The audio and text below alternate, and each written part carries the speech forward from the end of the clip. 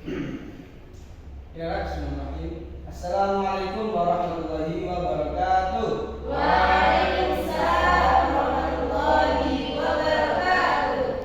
Alhamdulillahirabbil alamin. Wassalatu wassalamu ala asyrofil mursalin sayyidina wa habibina Muhammad sallallahu alaihi wasallam wa ala alihi wa sahbihi ajma'in. Oke, anak yang sangat berbahagia, ini kelas apa ya? Kelas A. Kelas A. Iya, Pak. Bukannya kelas 10 IPA 1 lah? Bukan. Kelas 10 1 ya? Iya. Oke. Sebelumnya itu, sebelum kita mulai pembelajaran pada siang hari ini, marilah kita untuk berdoa kepada Allah Subhanahu wa taala dengan harapan nantinya yang ingin kita kaji nanti mendapatkan barokah. Amin amin Allahumma Amin. Bismillahirrahmanirrahim. Ala hadiniya wa ala kulli niyatin salihah. Al-Fatihah.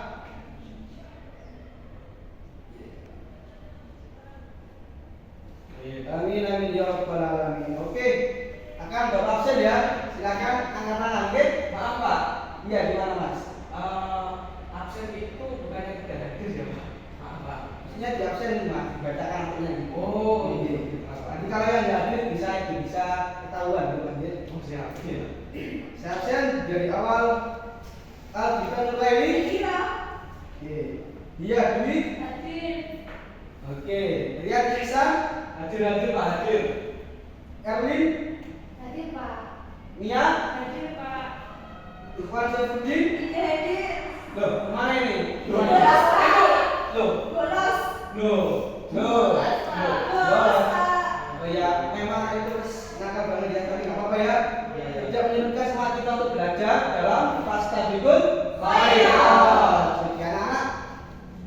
Oke. Sebelum kita mulai pembelajaran ya, saya tanya dulu ya. Siapa sih yang tahu apa makna dari Fastabiqul Khairat? Coba, siapa? Berlomba-lomba dengan pemerintah. Oke, sip. Terus coba sebutkan satu saja contoh dari Fastabiqul Khairat. Bersedekah, Pak. Bersedekah. Bersedekah. Terus satu lagi apa? Ayo, Mbak Dia dan Mbak Mbak apa Mbak? Mbak Dia sedang nangin ayo apa? Contoh dari. Oke, oh, iya bentar. Tolong Mas Dia jadi operator Mas Dia. Saya tak kesini saja, ya. Iya, Pak. Iya, siap siap. Iya Pak. Nah, Fastabiqul Khairat materi kita. Sebelum kita langsung pada inti pembelajaran ya, nanti ini kita akan mengadakan kontak belajar. Yang pertama nanti saya akan menjelaskan tentang apa sih Fastabiqul Khairat, juga tentang kandungan isi dalilnya nanti surat Al-Maidah ayat 48. Terus nanti yang terakhir kita akan bakal ada kelompokan. Jadi ada satu tugas tentang satu soal nanti dijawab kelompok, terus juga dipresentasikan maju di depan perwakilan saja. Oke? Iya, Pak. Iya, Pak. Oke. Tolong Mas, geser Mas. Nah ini supaya kita nanti tentang membaca surat Al-Maidah, yang kedua terjemahannya, yang ketiga arti perkata, yang keempat hukum bacaan, yang kelima nuzul, yang keenam penerapan dan juga yang ketujuh manfaat. Tapi nanti ini kita akan singkat saja ya, karena waktunya ini sudah hampir siang ya, hampir sore. Oke, lanjut Mas.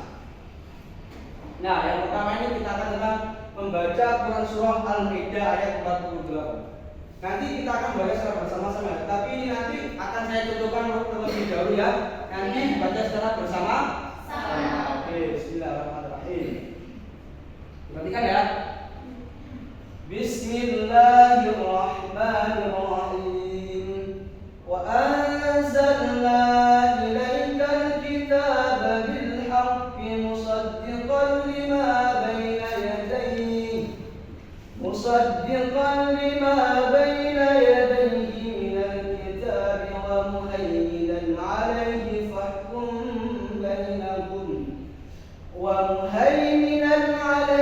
فاحكم بينهم بما أنزل الله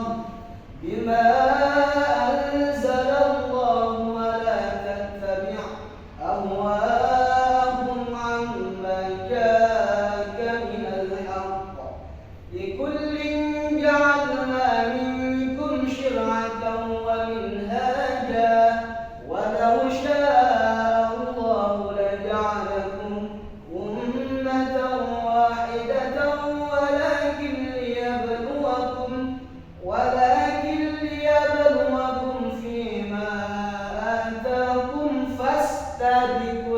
الخيرات إلى الله مرجعكم جميعا فينبئكم بما كنتم فيه تختلفون. Ayo sama-sama.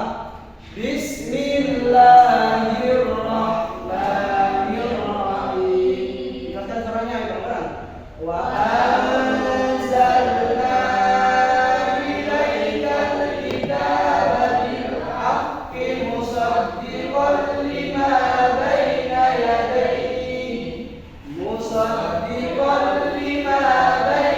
yadayhi minal kitabi wa muhaiminan alayhi fahkum bainahum bima anzalallahu wa la tattabi' ahwa'ahum amma ja'aka minal haqq likullin ja'alna minkum shir'atan wa minhajan walau sya'allahu laja'alakum ummatan wahidatan walakin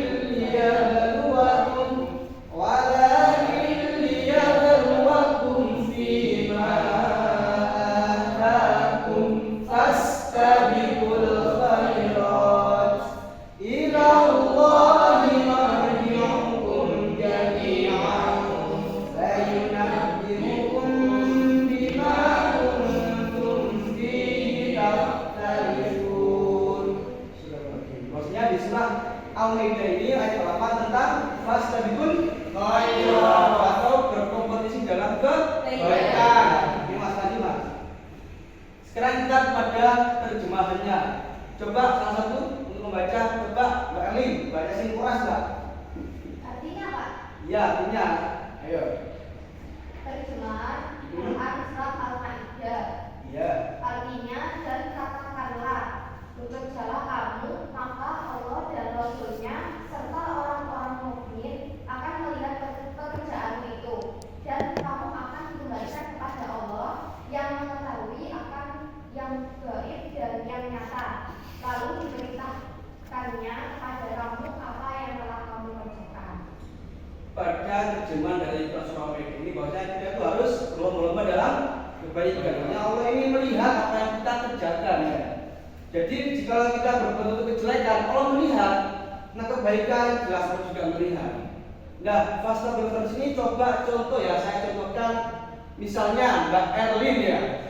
Terus Mbak Erlin dan teman-temannya ini berada di sebuah warung tongkrongan, ya, nongkrong ngopi dah, pesen terlapas yang hangat gitu ya. Terus di depannya ini ada orang yang jatuh, ibu-ibu perabak, entah ditabrak atau bagaimana. Mbak Erlin ini, tolong aja cah, dan ditulungi. Nah, tapi teman-teman yang lain ini bulat di pas nyapu ditulungi. Kenapa kok ditolong? Tapi Mbak Erlin yang merupakan wanita dengan cara apa ya, dia sendiri dengan amal, dia itu bergegas untuk menolong. Itulah contoh dari fastabiqul khairat. Contoh lagi ya, Mas Rian pada saat berada di jalan di tongkrongan, ada orang-orang yang uang ini jatuh. Terus Mas Rian ini langsung mengambil uangnya, Pak. Ini Pak uangnya jatuh Pak, nah, seperti itu Mas ya. Tapi jangan kalau Pak Saya ambil saya. bahaya itu ya. Haram Pak. Iya itu haram. Jadi seperti itulah dari contoh dari fastabiqul khairat. Oke Mas, lanjut Mas. Ini terjemahan perkata ya. Surah Al-Maidah ayat 8. Wa anzalna dan kami telah menurunkan ilaika kepada kamu ini ya yang menjadi nabimu Muhammad, Nabi Muhammad dilanjutkan untuk kepada umatnya.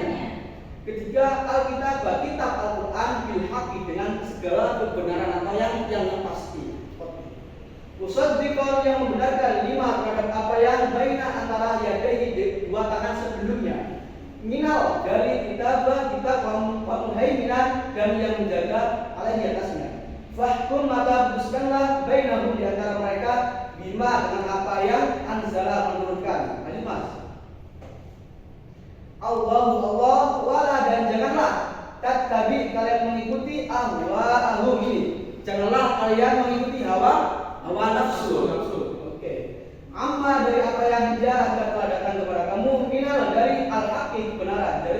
Jadi kita itu jangan mengikuti hawa nafsu yang bertolak belakang dengan kebenaran.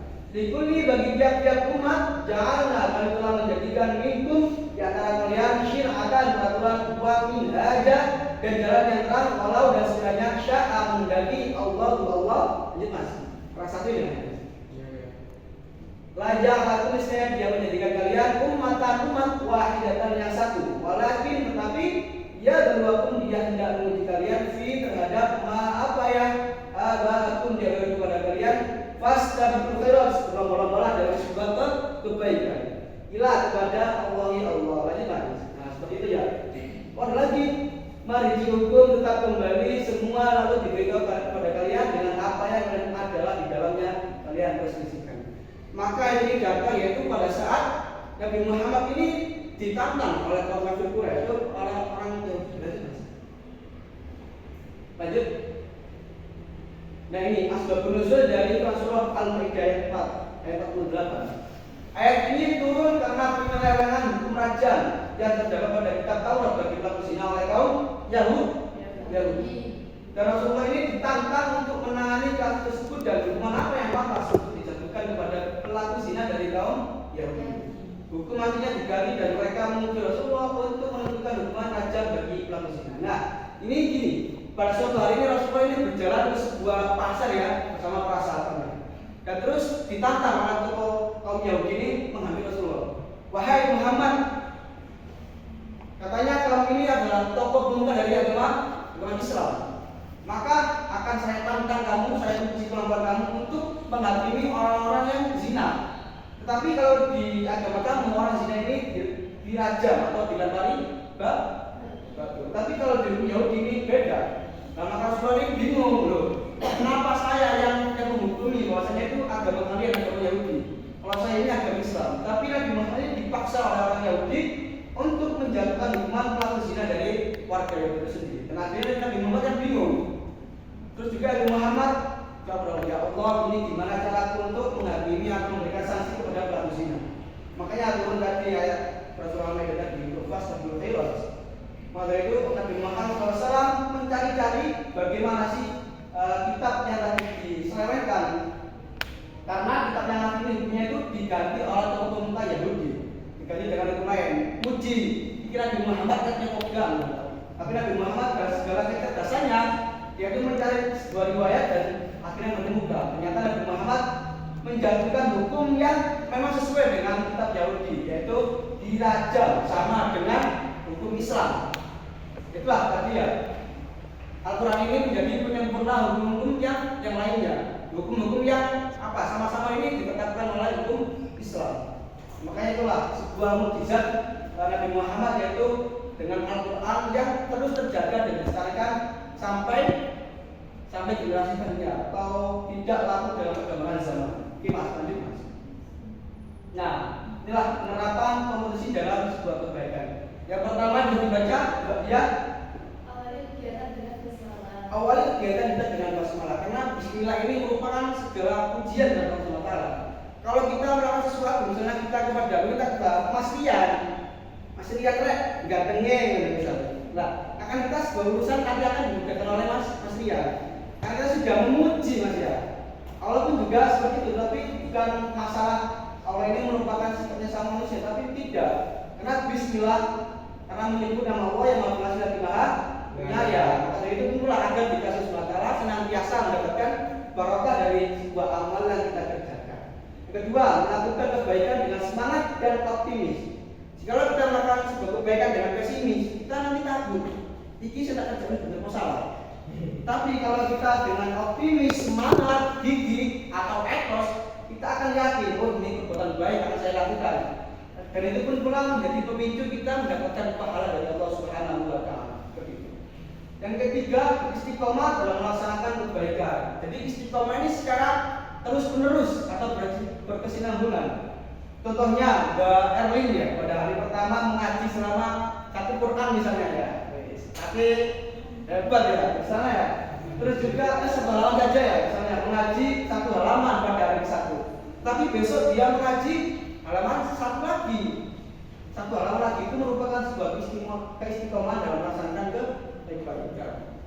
Yang ketiga, berilmu yang terkait dengan peningkatan amal soleh. Yang keempat, mengajak orang lain untuk berbuat baik. Jadi kita tuh mengajak orang lain, lincah-lincah, sholat tepat waktu, soalnya beda oleh barokah dan juga pahala. Seperti halnya pas sholat Jumat ya, iya, kalau sholat Jumat itu kita harus jalan sebelum azan pertama mas ya.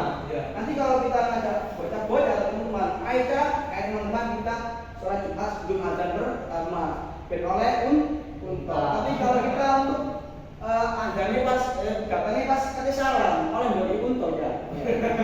Itu tidak bisa dibuat kendaraan untuk menuju ke surga. Itu ya protes seperti itu. Terus yang keempat, mengamati, meniru dan memodifikasi amalan yang orang lain lakukan. Jadi kita misalnya melihat orang yang bersedekah, kita kan tahu, kita mengamati, kita meniru dan kita memodifikasi. Jadi pada suatu hari nanti kita itu akan melakukan sedekah kepada orang lain tersebut dengan ditambah misalnya orang yang si ini bersedekah 50.000, tapi sampai harus memodifikasi menjadi 100.000 seperti itu. Jadi meningkatkan sesuatu yang kita tahu sebelumnya. Lanjut mas. Nah, yang terakhir yang poin 7 ini tentang manfaat kompetisi dalam kebaikan. Yang pertama jelas memperoleh dari Allah SWT dan juga pahala dari Allah. Sebagian disebut mendapatkan kita ini apa ya? Hidupnya ini kita itu berkah, rezeki banyak sedikit itu berkah itu. Yang kedua yaitu manusia yang bermanfaat karena kita sering berbuat baik atau berlomba-lomba. Tadi seperti kita menolong orang yang jatuh tadi ya, seperti yang dilakukan oleh Pak Erwin tadi. Nah kita ini manusia yang bermanfaat karena kita adalah abdi minallah wa abdi minan nas. Yang ini sama manusia. Yang ketiga, pekerjaan yang cepat selesai. Jadi pekerjaan yang kita akan memiliki etos, kita memiliki berlomba-lomba dalam kebaikan, pekerjaan itu akan cepat selesai. Karena apa? Barakan sing nangani ben oleh Pak Hala. Jadi kalau misalnya kita misalnya ada lantai yang kotor, kita biarkan menengai. Loh, mas tak bisa kita menengai. Kan pekerjaan kan tidak bisa cepat selesai. Tapi kalau kita mempunyai sifat yang etos kerja yang bagus, langsung diambil dan dibersihin seperti itu. Dan juga yang keempat, termotivasi untuk berbuat baik.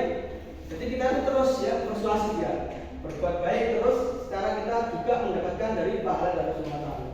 Yang terakhir, pribadi yang disiplin dan tanggung jawab. Jadi kita memiliki sebuah kewajiban, kita akan terlaksana. Soalnya apa? Kita memiliki etos dan juga kita ingat direct.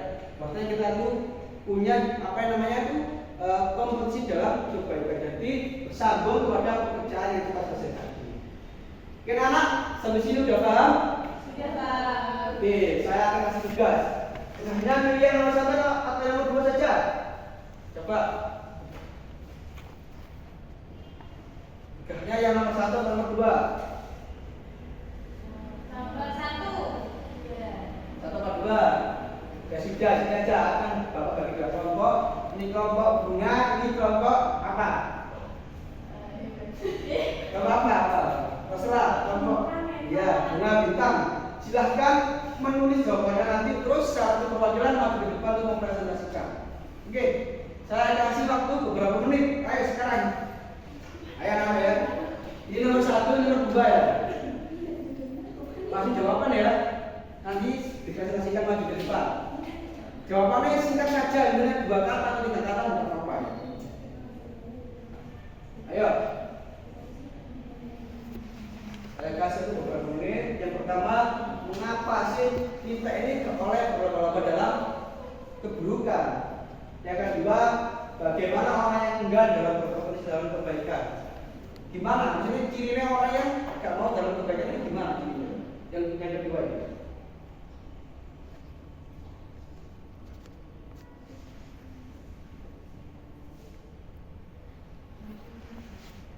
Gimana sudah? Belum Pak. Belum. Belum. Ayo cepat ya. Ini kita mau pulang lah ya. Iya, Ya mau Pak, pulang. sebentar Pak. Kita mau pulang.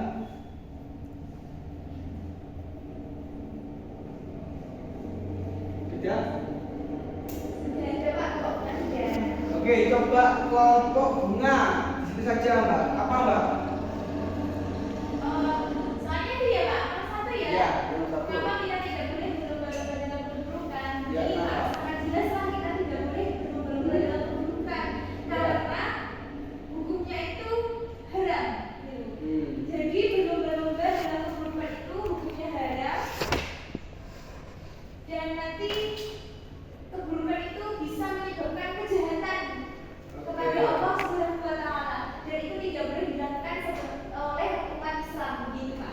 Oke, benar sekali jawabannya ya dari kelompok bunga.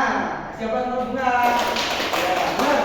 Maaf kalau saya kita ini tidak boleh berlomba-lomba dalam keburukan karena menghantarkan kita akhirnya itu pada neraka sementara dan juga dosa. Yang kedua, kelompok tadi bintang. Gimana? Ayo kita, Mbak Dia sama Mbak Mia. Gimana jawabannya? Ayo. Jadi gini Pak, soalnya bagaimana sikap orang yang enggan dalam berkomunikasi dalam kebaikan. Iya. Dan orang yang enggan berkomunikasi dalam kebaikan, Iya. itu tidak akan peduli pada sekitarnya Oke, dan iya. cenderung tidak memiliki kebahagiaan dan hidupnya dalam-dalam saja. Terus dia tidak akan meraih hal-hal yang diinginkannya dan apabila dia meraihnya pun dia tidak akan mendapatkan keberkahan. Iya, begitu baik. Bagus sekali jawaban dari kelompok bintang. Orang yang bersikap dalam berkomunikasi mereka ini dia itu acuh-acuh. Tapi loh kayak yang saya bilang, membiarkan, tapi juga dia tidak memiliki umpan balik kepada manusia lainnya. Kan bisa kan manusia kan tidak balik, misalnya ditolong sama orang ini. Nanti kalau kemudian hari orang ini akan menolong seperti itu ya. Oke, anak dari sini saja apa ada yang ditanyakan? Sudah cukup? Sudah Pak. Cukup? Oke. Materi pada hari ini tentang fasilitas ini akan Bapak tutup ya. Bagaimana pembelajaran pada siang hari ini? Apa lelah, ngantuk, bagaimana? Jujur aja, Bapak. Ayo. Senang Pak. Senang? Bahagia Pak. Bapak dipahami nggak? Apa sulit dipahami atau Bapak terlalu apa ya? Ribet dan jelaskan? Gimana? Aman? Nyaman. Kira. Nah, tadi penerapan dari fasilitas dari Bapak juga mohon maaf apabila menyampaikan materi ini kurang maksimal ya, karena Bapak ini lagi sakit ya, makanya ini lebih seperti ini. Entah kenapa ya, bangun-bangun kok seperti ini. Oke anak-anak, untuk PR-nya yaitu pekerjaan rumah, silakan hafalkan surah Al-Maidah tadi. Minggu depan akan dapat lagi. Sepakat? Sepakat. Oke, sekian dari Bapak saja. Kurang lebih saya mohon maaf. Intinya sudah mustaqim. Wassalamualaikum warahmatullahi